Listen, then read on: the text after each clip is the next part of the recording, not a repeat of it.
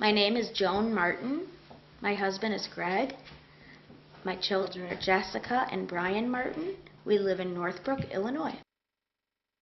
When our kids were little, it was the hardest thing to think about how were we going to share the diagnosis word with our parents. It shocks me that at first I thought, I don't know if Dad's going to get it when I tell him that Brian really does have autism, Dad. You know, but he's a genius. But he's a genius. He can't have that.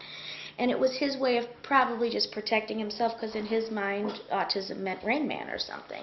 But in reality, the community and the age, in my mind, it was my prejudice probably against him as what I was considering a senior citizen, wouldn't get it. His rigidity. But it was my problem.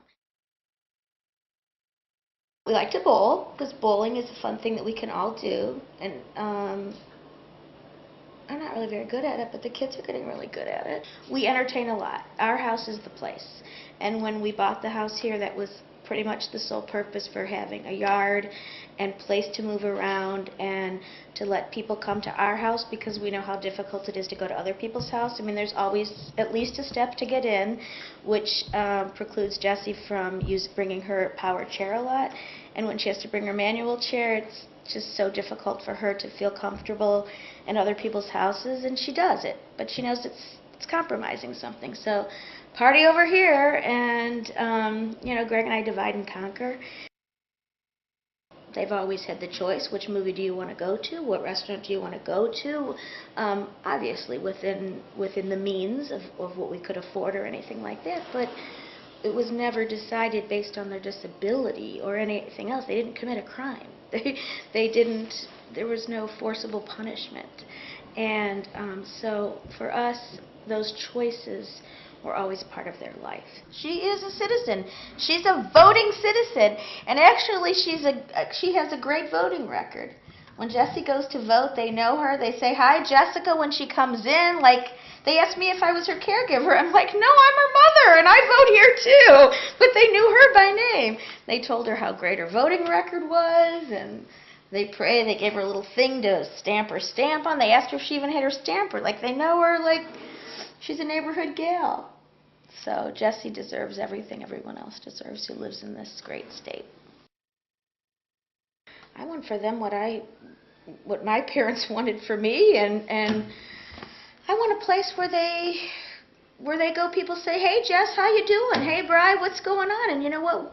We have that now, and it's right here in our town. And when Jessie tells me that she's moved to Des Plaines and people there are saying hello to her, that she's made a mark in her city of destiny, even if it meant ripping the rug in the beauty salon, that she's made her mark, and that people know who she is. And I love to know that she goes places and people recognize her. And we're hoping for our community where we live to make those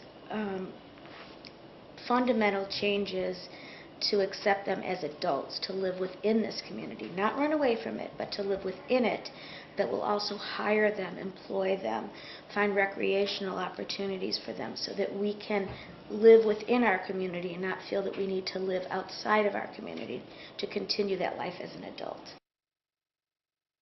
We're going to learn as much as we can about the resources that are available to us and to them. We're going to bring our friends and family in to our network instead of pushing people away and saying we can do it on our own. Greg and I are really taking on this transition of our kids from the school, you know, teenage years, moving into an adulthood, really with a positive attitude. We hear all the stuff going on around us, the state of Illinois, the budget, the developmental disability outlook for our kids, and we're just saying, you know what, there's got to be a better way.